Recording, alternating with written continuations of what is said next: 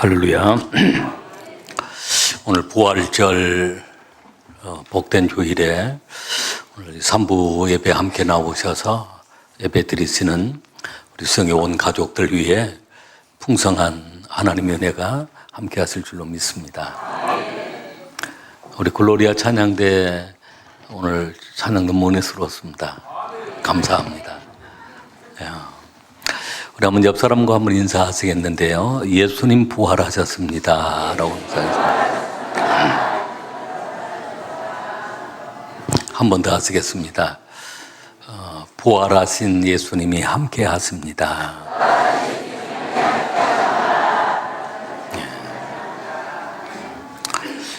부활하신 예수님이 오늘 우리와 함께 하심을 믿습니다. 오늘은 이제 부활절로 지키면서 우리 하나님께 영광 돌리는 복된 주일인데요. 예수님의 부활을 통해서 교회가 탄생하고, 즉 우리 기독교가 탄생한 셈입니다. 구약은 유대교회였는데 예수님이 십자가에 죽으심으로 죽고 이제 부활하심으로 안식 첫날 예수님이 부활하셨습니다. 안식일은 토요일을 얘기합니다. 그리고 안식 후 첫날, 오늘 우리가 주일을 안식 후 첫날이라고 그러는데요. 세상 사람들은 일요일이라고 부르지만 우리 믿음의 사람들은 주일이라고 이렇게 이름을 부르고 있습니다. 주일이라고 하는 이 말이 주님의 날이다. 노드스데이라고 합니다. 노드스데이. 주님이 부활하신 날이기 때문입니다. 또 주님이 경배를 받으시고 찬양을 받으시는 날. 그래서 예수님 부활하시고 난 다음부터는 주의 날에, 안식 후 첫날에 모여서 예배드리고 경배했던 그날이 우리의 주일날이 된 것입니다. 오늘 이번 특별히 부활절을 통해서 부활하신 그 주님을 만나는 소중한 복된 날이 될 수 있길 바랍니다.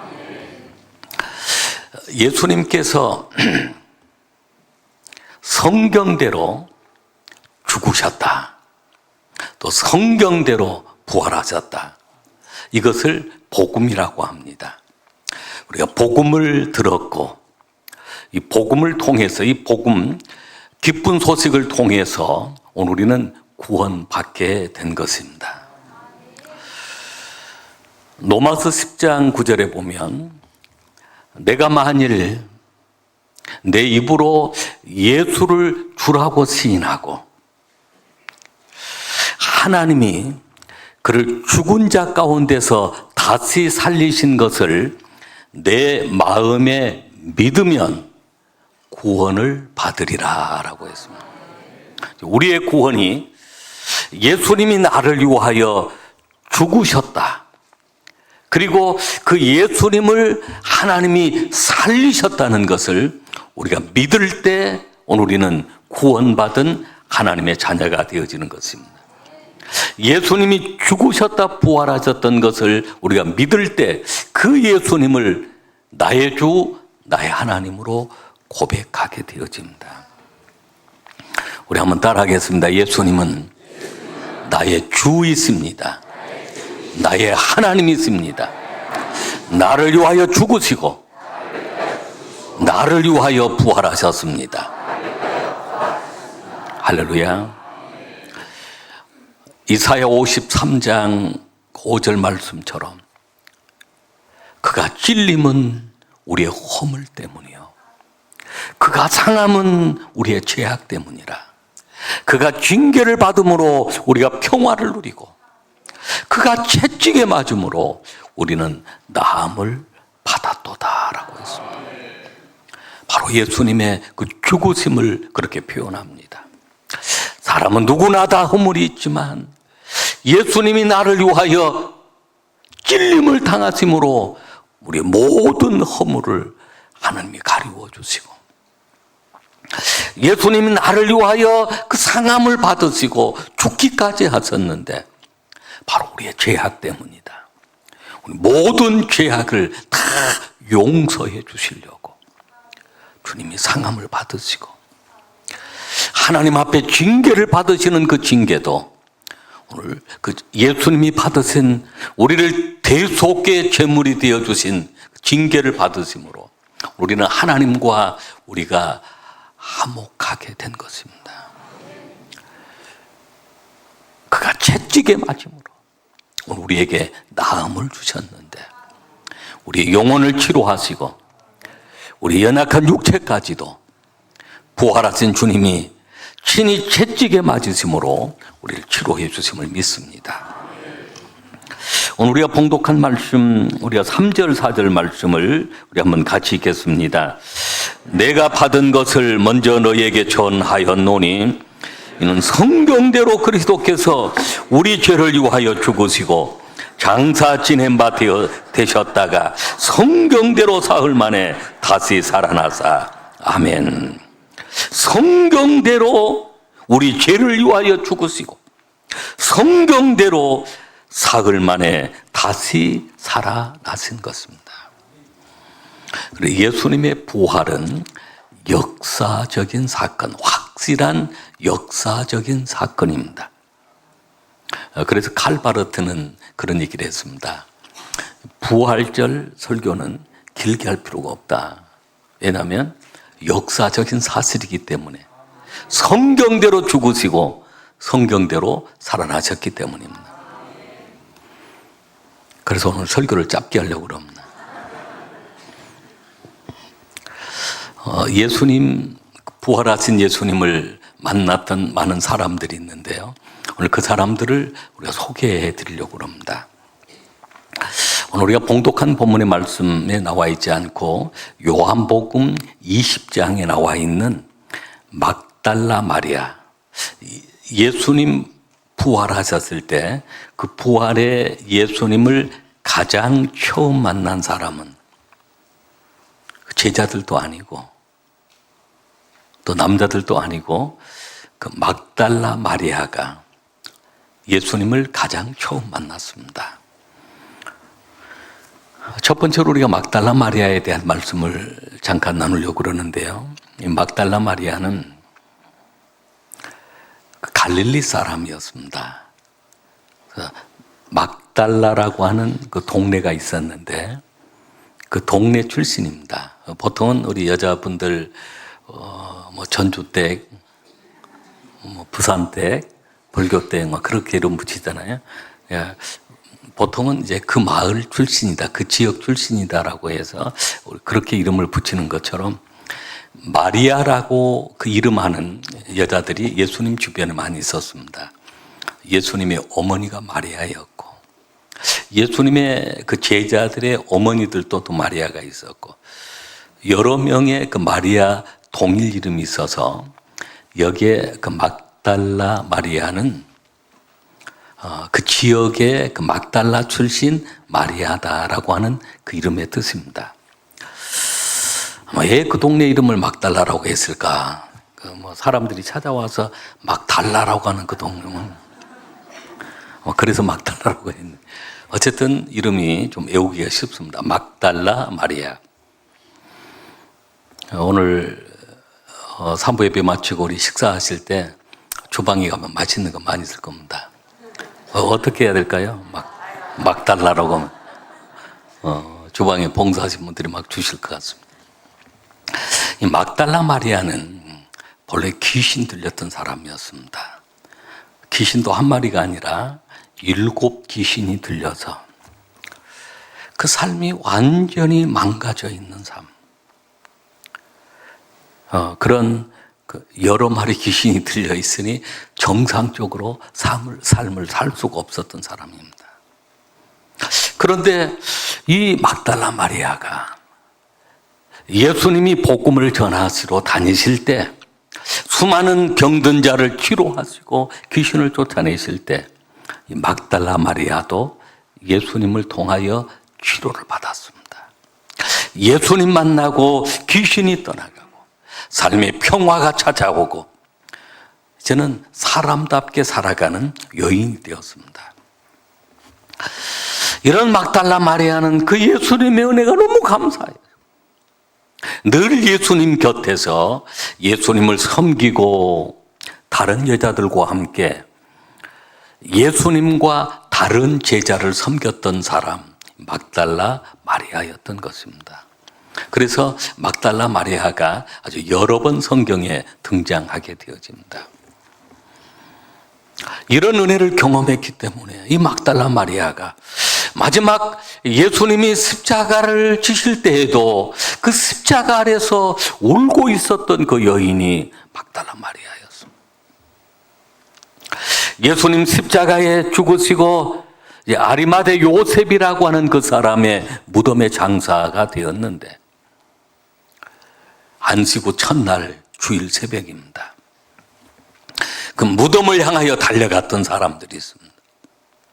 예수님의 제자였던 베드로 또 다른 제자가 무덤에 향해 달려갔는데 그 돌문이 열려져 있는 것입니다. 다른 제자가 들어가 보지를 못하고 들여다만 보고 베드로가 들어가 보니까 예수님 시신이 보이질 아니했습니다. 그래서 그 제자들은 내려오고 거기에 막달라 마리아가 예수님 시신이 보이지 아니하니까 무덤 밖에서 그 순간도 울고 있었습니다. 울면서 무덤 안을 보았더니 두 명의 그 두 천사가 있었던 것입니다. 천사가 왜 우느냐? 주님이 보이지 않습니다. 그렇게 대화를 나누는데 그곳에 부활하신 주님이 찾아오신 것입니다. 왜 울고 있느냐? 예수님이 동산지기인 줄 알았습니다. 나의 주님의 시신을 누가 가져갔습니다. 어디에 두셨는지 아시면 제게 말씀해 주십시오라고 했는데 그때 예수님께서 마리아를 부르십니다. 마리아야. 마리아는 예수님의 그 음성을 듣는 순간 그 예수님, 부활하신 예수님이시구나라고 깨달았습니다. 그래서 나오니라고 납오니라고 예수님을 불렀는데 바로 선생님이라고 불렀던 그런 뜻입니다. 그 예수님께서 부활하신 예수님이 그 막달라 마리아에게 가서 제자들에게 내가 부활했다는 사실을 알려라 라고 합니다. 그래서 달려가서 예수님 부활하셨다는 그 부활의 소식을 증거하는 여인의 삶이 되어집니다. 여러분, 우리 인생이 그렇습니다. 이런 모양 저런 모양으로 울며 살아가는 그런 때가 많습니다. 심지어는 주님을 섬기다가도 교회를 섬기다가도 이런저런 어려운 일로 인해 울면서 주님을 섬기고 교회를 섬길 때가 있습니다. 때로는 핍박을 당하고 어려움을 당하면서 눈물 흘리는 그 순간들이 있습니다. 그 주님은 그 눈물을 보시는 것입니다.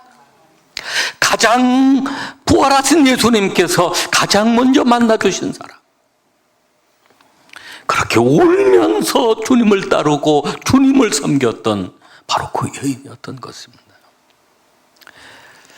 그 눈에 눈물을 닦아주시고 그 마음에 위로함을 주신 것입니다. 아마 이 자리에 앉아있는 여러분들 가운데에도 인생의 여러 가지 어려운 일들로 인해 이 시간 눈물 흘리며 앉아있는 분들도 계실 것입니다. 오늘 부활의 주님이 찾아오시고 참된 위로를 주실 줄로 믿습니다. 두 번째, 예수님을 만난, 부활의 예수님을 만난 사람 게바에 대한 말씀을 잠깐 나누겠습니다. 우리 5절 말씀 같이 읽겠습니다. 게바에게 보이시고 후에 12 제자에게와. 아멘. 여기에 게바는 베드로를 게바라고 합니다. 게바는 베드로입니다. 베드로는 갈릴리 바다에서 고기를 잡다가 예수님의 부름을 받고 너는 사람 낚는 어부가 되리라라고 하는 그 말씀을 통해서 주님의 제자가 되었습니다. 수제자가 되었습니다. 3년 동안 예수님을 따라다니며 말씀을 배웠고 수많은 기적들을 보았습니다. 그리고 부활하신 예수님을 베드로는 여기 12 제자라고 하는 그 말씀이 나오고 12 사도라고 하는 말씀이 나오는데, 이때에도 베드로는 이 부활하신 예수님을 만났습니다. 그러나 그 삶 속에 마음에 여러 가지 시련이 있었습니다. 다른 제자들과 함께, 다른 6명의 제자들과 함께 우리 다시 갈릴리 바다로 고기 잡으러 가자. 과거의 직업이 갈릴리 바다에서 고기를 잡았던 사람입니다. 그 다른 제자와 함께 그 갈릴리 디베레아라고 하는 그 지역에서 고기를 잡고 있었습니다. 밤새도록 고기를 잡았지만 고기가 잡히지 않았습니다. 절망하고 있을 때 오늘 주님이 그곳에 찾아오신 것입니다. 바닷가에서 떡을 구워 놓으시고 고기를 구워 놓으시고 제자들을 향하여 예수님께서 크게 말씀하십니다. 얘들아, 고기를 잡았느냐? 아무것도 잡지 아니했습니다. 아무것도 잡지 못했습니다. 사명자가 사명을 떠나서 뭔가 세상적인 일을 하다 보면 그 일이 잘 제대로 안 됩니다. 그때 예수님께서 그 제자들에게 오른편에 그물을 던져라 라고 주님이 말씀하세요. 고기를 많이 잡아서 잘 먹고 잘 살자라고 그런 의미로 오른편에 그물을 던지라고 한 것이 아니었습니다. 그물을 던진 그 순간에 그 그물 안에 고기가 가득 채워졌습니다. 그때 베드로는 주님이시다라고, 저분이 예수님임을, 부활하신 예수님임을 깨달았습니다. 그리고 달려나갔습니다. 예수님은 사실은 자신을 배반하고 떠나 있는 그 제자들이지만 그들을 책망하신 것이 아니라 친히 예수님이 조반을 준비하셨습니다. 떡을 구워 놓으시고 생선을 구워 놓으시고, 얘들아 많이 춥지, 많이 배고프지, 얼마나 힘드니 하면서 조반을 차려주신 것입니다. 조반 후에 예수님이 이 베드로, 게바인 베드로에게 물어보신 것입니다. 요한의 아들 시몬아, 내가 나를 사랑하느냐? 베드로는 주님이 그 묻는 말 앞에 두렵고 떨림으로 대답을 합니다. 네, 주님 사랑합니다. 네, 주님 사랑합니다. 네 어린 양을 먹이라 라고 말씀을 합니다. 그리고 또 물어보십니다. 요한의 아들 시몬아, 이 사람들보다도 나를 더 사랑하느냐? 예, 주님 사랑합니다. 내 양을 치라 라고 말씀합니다. 3번씩이나 물어봅니다. 요한의 아들 시몬아, 내가 나를 사랑하느냐? 그때 베드로는 내 주님 사랑합니다. 내가 주님을 사랑하는 줄을 주님이 아십니다. 제가 주님을 배반한 적이 있고 모른다고 부인한 적이 있고 이렇게 갈릴리 바다에 와서 다시 고기를 잡고 있지만 제 마음속 깊은 곳에는 여전히 주님을 사랑하고 있습니다. 사명을 부어주십니다. 내 양을 먹이라. 그때부터 베드로는 부활의 예수님을 증거하는데 마가 다락방의 성령의 은혜를 경험하고, 그가 나가서 그렇게 아주 강력한 핍박이 있고 박해가 있는 그런 상황인데, 이 베드로가 나가서 복음을 전할 때 3,000명이 회개하고 돌아오는 그런 역사가 일어납니다. 할렐루야. 부활하신 주님을 새롭게 만났기 때문입니다. 다시 만났기 때문입니다. 오늘 우리의 신앙 여정 속에서 이 부활하신 주님을 우리는 다시 만나야 합니다. 할렐루야. 오늘 주님은 우리를 책망하기 위해서 찾아온 것이 아니라 다시 사명을 주시려고, 그 사명을 일깨워 주시려고 다시 찾아오시는 것입니다. 세 번째, 예수님을 만난 사람, 우리 야고보에 대한 말씀을 나누겠습니다. 7절 말씀을 우리 한번 같이 읽겠습니다. 그 후에 야고보에게 보이셨으며 그 후에 모든 사도에게와 아멘. 야고보가 나옵니다. 야고보는 그 야고보 이름도 그 제자들 가운데 야고보 이름이 있고 여러 사람 그 야고보가 있습니다. 여기에 야고보는 그 12사도, 예수님의 제자였던 야고보가 아니고 예수님의 동생인 야고보가 있었습니다. 이 야고보는 늘 예수님 가까이 있었습니다. 그러나 예수님을 하나님의 아들로 믿지 않았습니다. 예수님을 구원자로 믿지 않았습니다. 그저 형이 때로는 기적을 행하고 천국 말씀을 전하는데 좀 그런 일들이 좀 특별하게 느껴지기도 하고 늘 가까이 있었지만, 그러나 예수님의 가족들이 예수님을 하나님의 아들로 믿지를 않았습니다. 예수님이 이 땅에 오셨을 때 얼마나 애로우셨을까. 자기 땅에 오매 자기 백성들이 영접지 아니하였으나 요한복음 1장 11절에 그렇게 말씀하고 있습니다. 야고보도 마찬가지입니다. 그 야고보의 얘기 가운데 유대인의 전승 속에 이런 얘기가 있습니다. 성찬식에 성만찬을 행할 때 예수님이 이제는 잡히시던 그 전날 밤 성만찬을 행하는데 제자들에게 떡을 떼어주면서 이것은 내 몸이니 받으라 먹으라 말씀하시는 것입니다. 잔을 나누면서 포도주를 나누면서 이것은 내 피다 받으라 마시라라고 말씀합니다.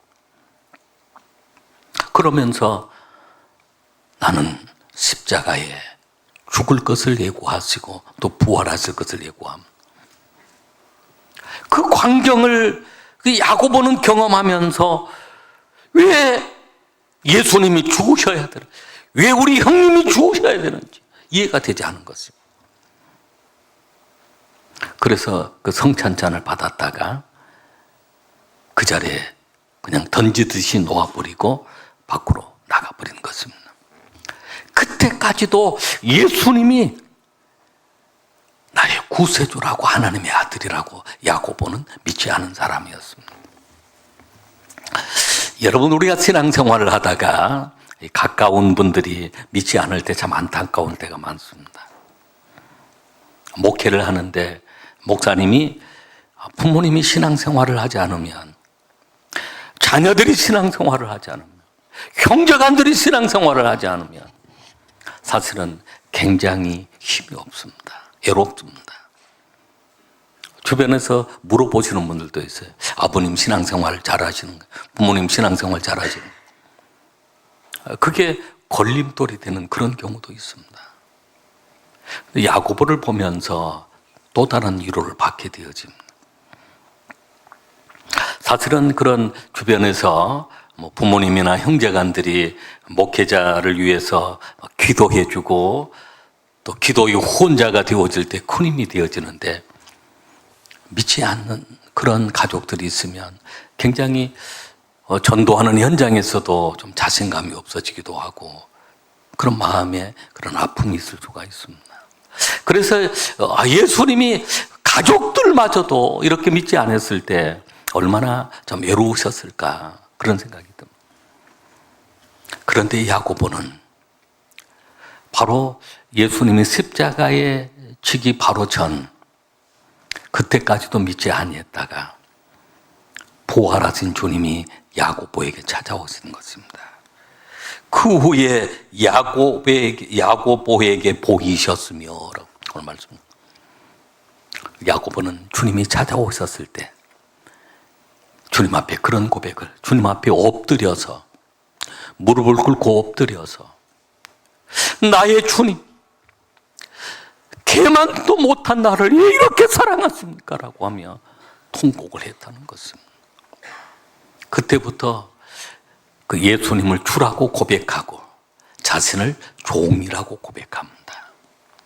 이 야고보가 에루살렘 감독이 되어, 에루살렘 교회의 감독이 되어서 그 에루살렘 총회의 아주 중요한 결정을 할 때 야고보가 그 역할을, 중요한 역할을 합니다.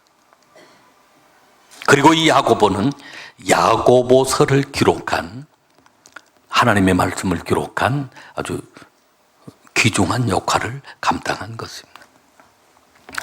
그렇습니다. 아직 내 가족이, 내 부모님이, 내 형제가 아직 신앙생활 안 한다고 해도 여러분 너무 낙심하지 마시길 바랍니다. 부활하신 주님이 그를 찾아가서 그를 만져주신다면 그 또한 교회의 아주 귀한 일꾼. 그래서 야고보를 교회의 기둥 같은 그런 일꾼이라고 그렇게 표현을 합니다. 저희 교회에 이렇게 우리 진영래 권사님, 조영 집사님 보면 참 너무 감사한 부분이 참 많아요. 처음에 한 15년 전에 교회를 왔을 때 우리 진 권사님은 교회 오자마자 등록을 하고 열심히 신앙생활을 했는데 조영 집사님이 많이 삔질거렸습니다. 한 1년 동안 등록을 하지 않았어요. 교회를 나와서 예배는 드렸는데, 근데 한 번은 저에게 상담을 요청을 하더라고요. 생각이 납니다. 북카페에서 앉아서 상담을 잠깐 했는데 질문이 그 질문이에요. 목사님, 안 믿어지는 걸 어떻게 믿어야 합니까? 라고. 그 질문은 안 믿어진다는 거예요. 내가 이렇게 교회를 다니고 있지만, 또 아내가 가자고 그래서 교회를 다니고 있지만 저는 안 믿고 있습니다. 그만해요. 제가 그런 얘기를 해드렸습니다. 믿음은 들음에서, 들음은 그리스도의 말씀으로 말미암아. 성경을 듣고 배우다 보면 예수님이 살아계시고 나와 함께 하심을 믿어지는 날이 있을 것이다. 그리고 얼마 후에 교회 등록을 하시고 성경 공부반에서 성경 공부도 하시더니 어느 날 보니까 아주 교회 기둥처럼 쓰임받고 있는 귀한 일꾼이 되어 있는 것입니다. 그렇습니다. 처음 신앙생활 할 때 잘 안 믿어질 수도 있고 야고보처럼 그렇게 신앙생활을 할 수가 있습니다. 그러나 부활하신 주님을 만나는 그 순간부터 놀라운 변화가 일어난 것입니다.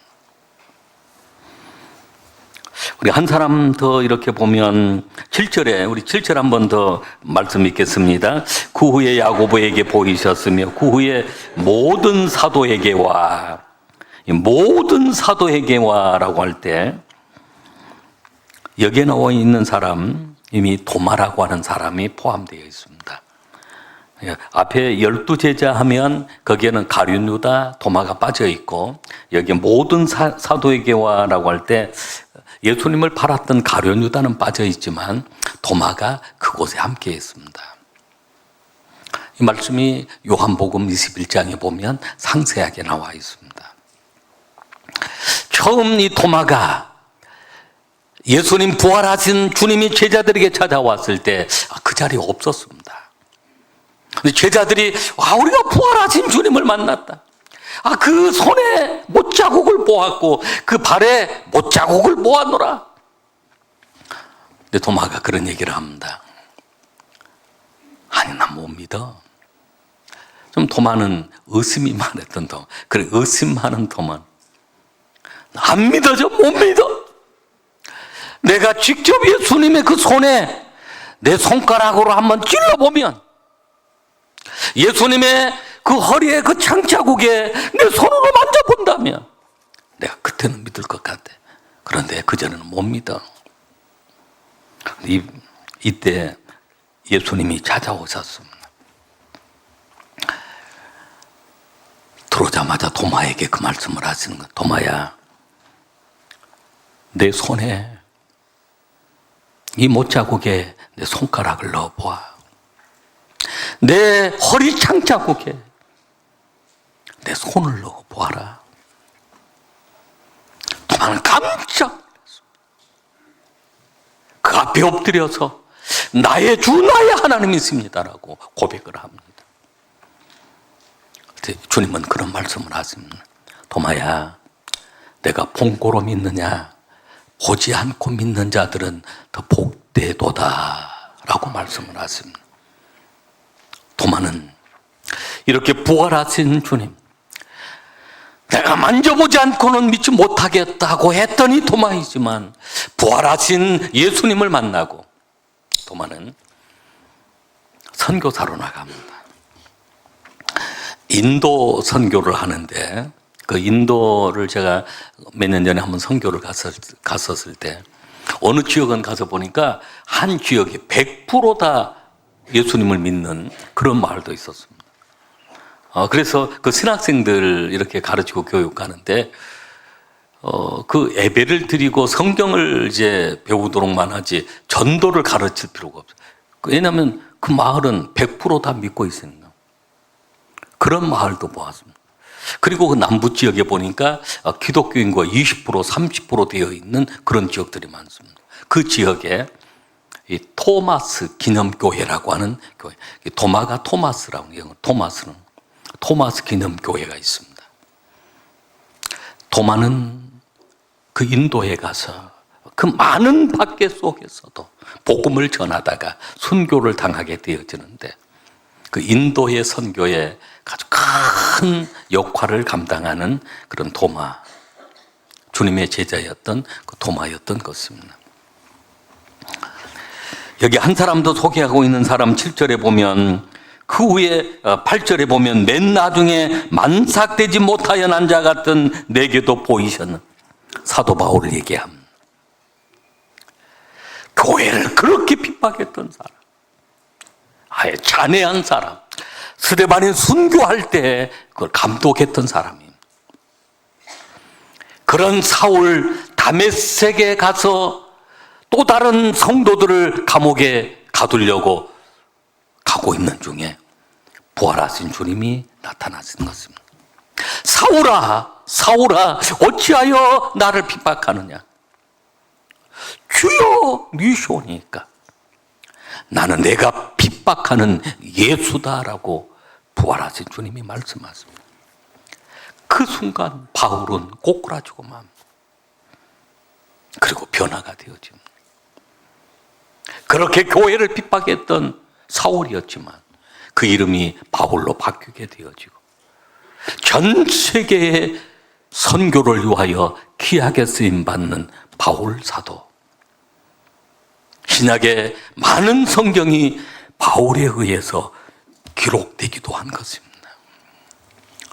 부활의 주님이 오늘 우리와 함께 하심을 믿으시길 바랍니다. 오래전에 필리핀 선교 갔을 때 늘 제가 가장 어떤 은혜의 순간이라고 하면 그 생각이 떠오릅니다.